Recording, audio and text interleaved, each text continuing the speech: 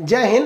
पहले के ज़माने में ट्रांसपोर्टेशन के लिए हम लोग घोड़े और खच्चर, ऊँट वगैरह का प्रयोग करते थे। अभी बेसिकली 4 मोड है ट्रांसपोर्टेशन का। आप रोड से जा सकते हैं, ट्रेन से जा सकते हैं, शिप से जा सकते हैं, हवाई जहाज़ से जा सकते हैं। हवाई जहाज़ को सबसे फास्ट माना जाता है। लेकिन 5वां मोड अभी आ गया है हाइपर लूप। ये हाइपर लूप बहुत तेज स्पीड से चलेगा। इसे लूप इसलिए कहा जाता है क्योंकि ये पाइप के अंदर चलता है। एक लूप होता है, पाइप के अंदर चलता है। अब ये समझते हैं इसकी स्पीड कितनी होती है, इसमें क्या अच्छाइयाँ होंगी, क्या खराबी होगी, ये वर्क कैसे करता है और इंडिया में ये कब तक आएगा, और आएगा तो क्या चेंजेस देखने को मिलेगा इंडिया में। देखिए, किसी भी ट्रांसपोर्ट को अगर आप देखेंगे तो उसके लिए 2 सबसे बड़ी बाधा होती है। एक होता है फ्रिक्शन और दूसरा होता है एयर का ड्रैग, हवाओं का। अब जैसे कार वगैरह चलती है तो इस पे देखेंगे तो ज़्यादातर तो जमीन का ये फ्रिक्शन होता है। ये फ्रिक्शन इतना तेज होता है कि ये गाड़ियों को रोक देता है। जैसे कहीं पे भी ढलान पे चली गई तो रोक देता है वो, ये फ्रिक्शन।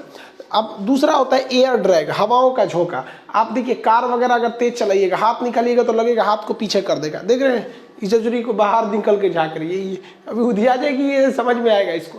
तो ये एयर ड्रैग है। एयर ड्रैग बहुत तेज होता है, पेड़ गिरा देता है। आंधी में देखते होंगे हवाओं का क्या गिरा देता है, पेड़ गिरा देता है। तो ये एयर ड्रैग बहुत ज़्यादा हैवी होता है। तो यही 2 समस्या होती हैं सब।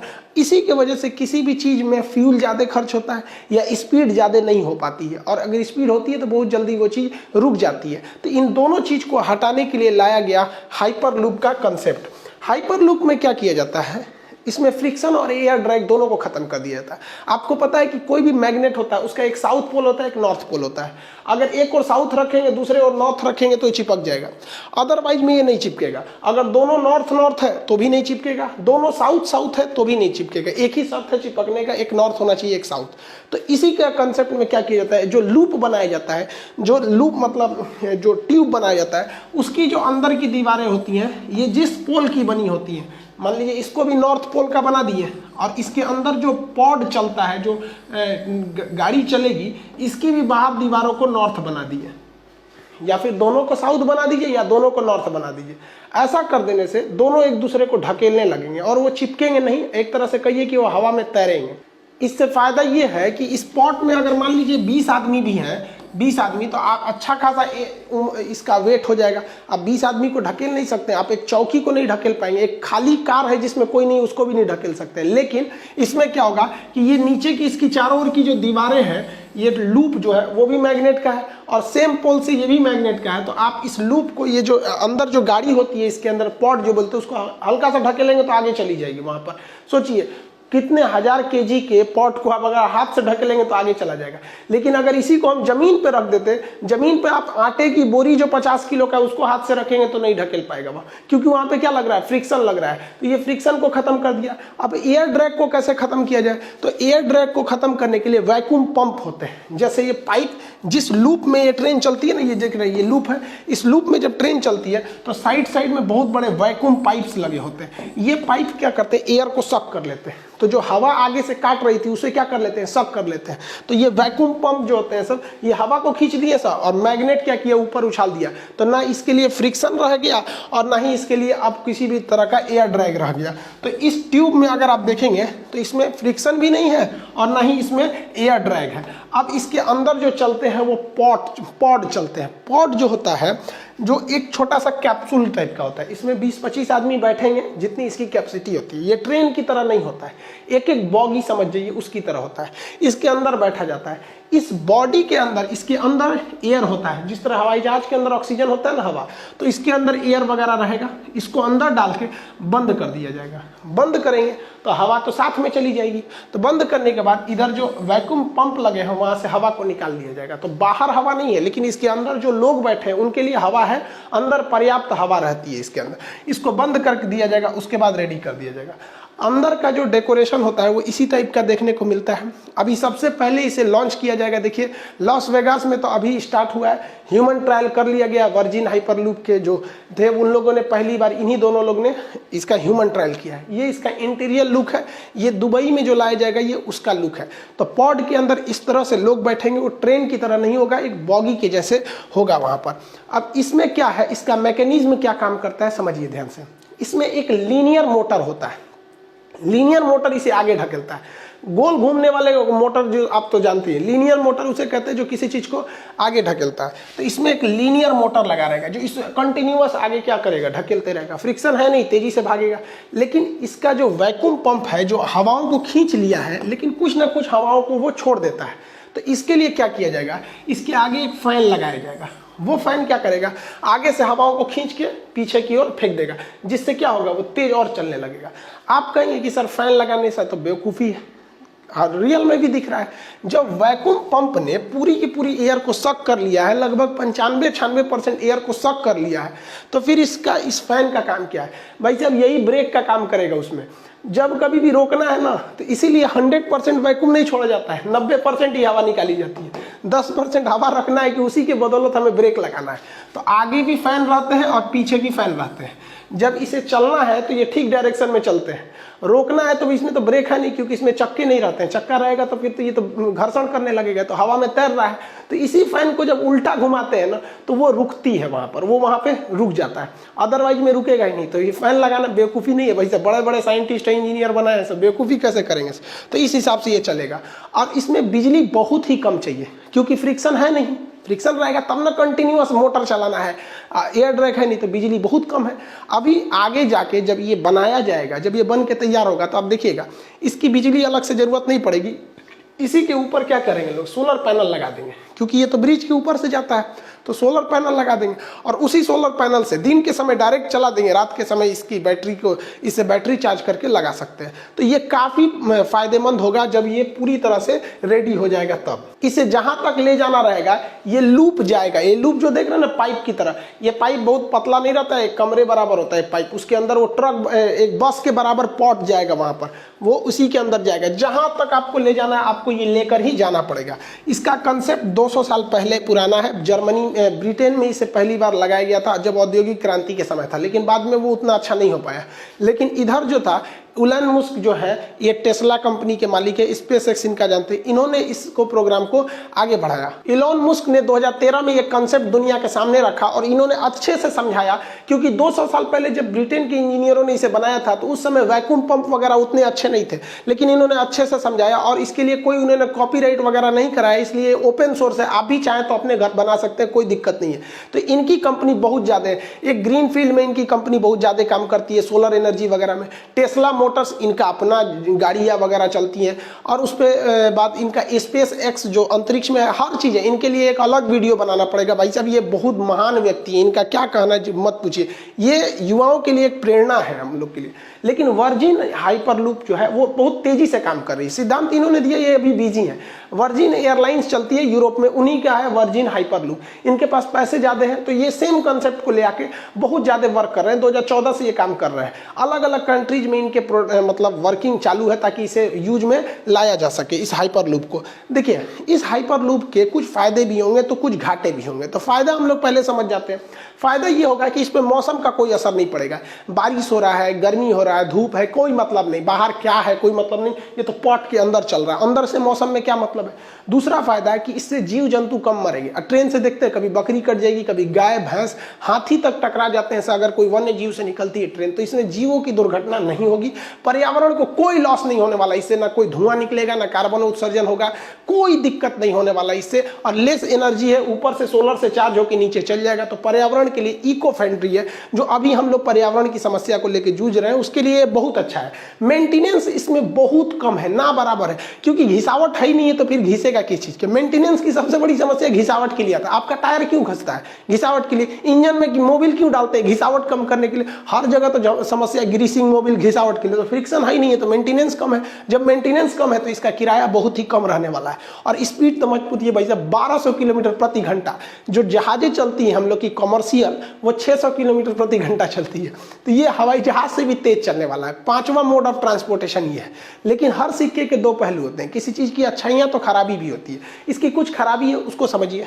पहला कि जब आप इसे स्टार्ट कीजिएगा तो शुरुआत में हैवी पैसा देना पड़ेगा, क्योंकि इसे हम लोग ज़मीन पे नहीं ले जाते हैं, कि ज़मीन पे ले ही नहीं जा सकते, ज़मीन उबड़ खाबड़ होती है, तो उसके लिए हमें ब्रिज पे ले जाना पड़ता है। तो पहले ह्यूज इन्वेस्टमेंट करना पड़ेगा, करोड़ों की खर्च आएगा। ये अलग बात है कि एक बार जब ये लग गया तो उसके बाद पैसे बहुत कम लगेंगे। तो भाई साहब रेलवे में भी बिछाने में क्या कम पैसा लगता है? रेलवे में भी तो करोड़ों रुपए लगते हैं, ट्रैक बिछाओ, ये करो वो करो। तो इसमें एक चीज़ है इन्वेस्टमेंट। दूसरा है कि इसमें पेड़ बहुत ज़्यादा काटे जाएंगे, क्योंकि इसकी स्पीड इतनी तेज है कि इसे बहुत सीधा रखना मजबूरी है।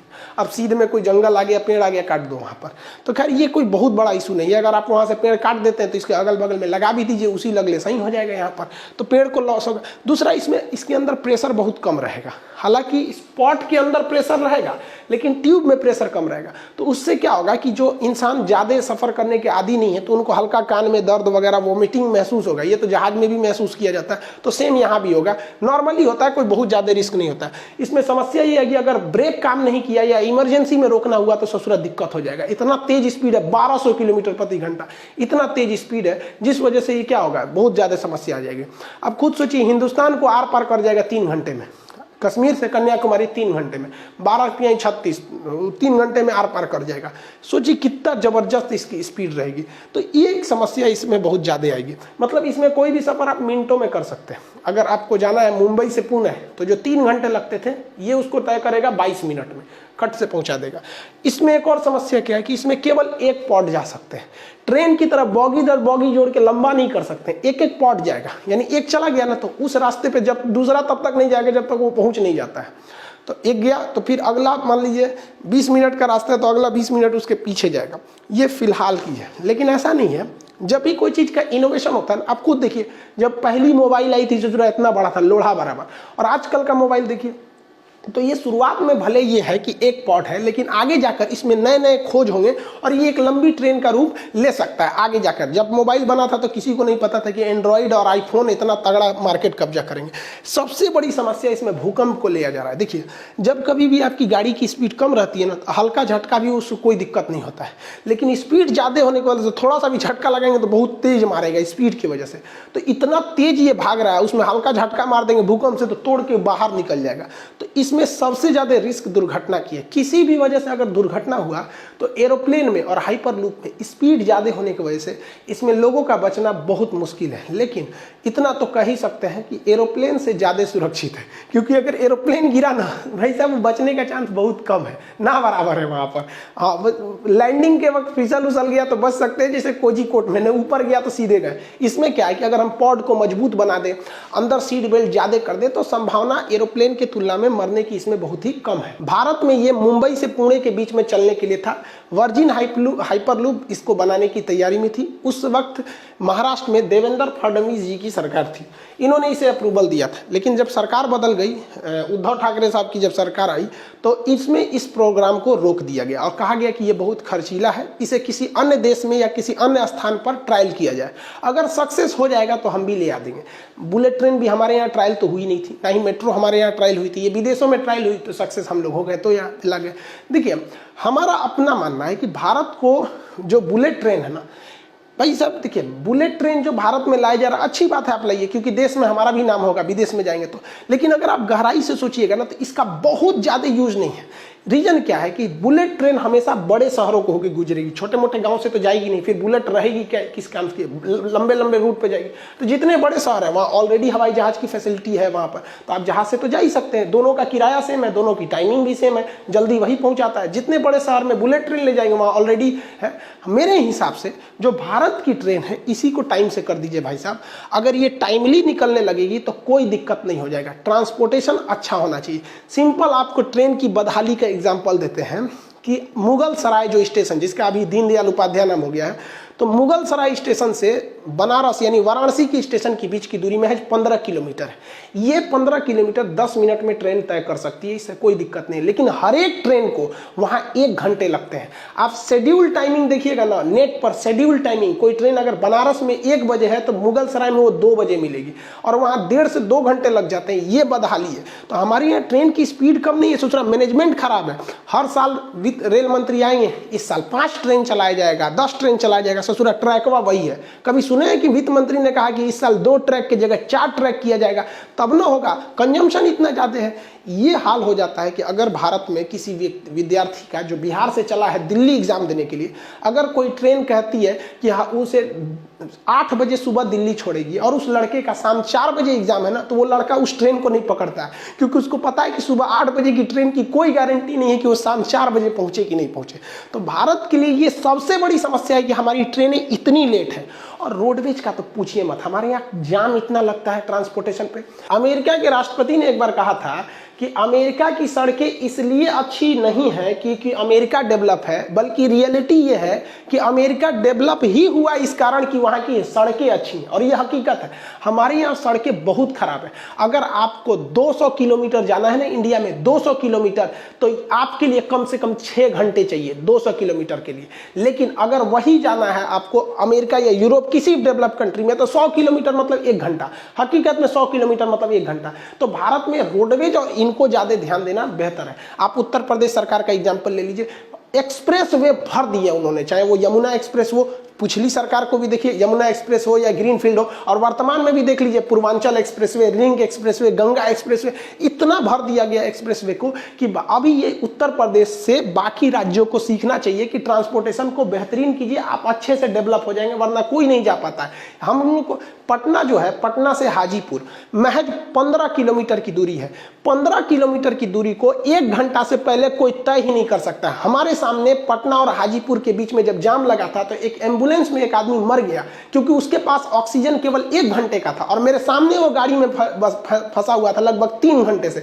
एम्बुलेंस तक निकलने की जगह नहीं होती। तो ये सबसे बड़ी समस्या है, इसको राज्य सरकार और केंद्र सरकार सबको ध्यान देना चाहिए। और भारत में जाम की जो समस्या है वो लोगों की बेवकूफी से फंसता है। मोटरसाइकिल वाला लेकर घुस जाता है यहाँ से सिरा के लिए, चल जाए यहाँ पे, अपने को हाइपर लूप समझ ले सब। खैर आई होप आप इस हाइपर लूप को समझ गए होंगे। बाकी समस्याएं धीरे धीरे सॉल्व होती रहती हैं, समस्याएं कभी खत्म नहीं होंगी। तो आप हाइपर लूप का कंसेप्ट समझ गए होंगे। दीपावली को आप बहुत अच्छे से मनाए होंगे। 3 दिन तक हमने भी खूब दीपावली मनाया, लोग छोटे छोटे बच्चों के साथ खूब दीपावली मनाए।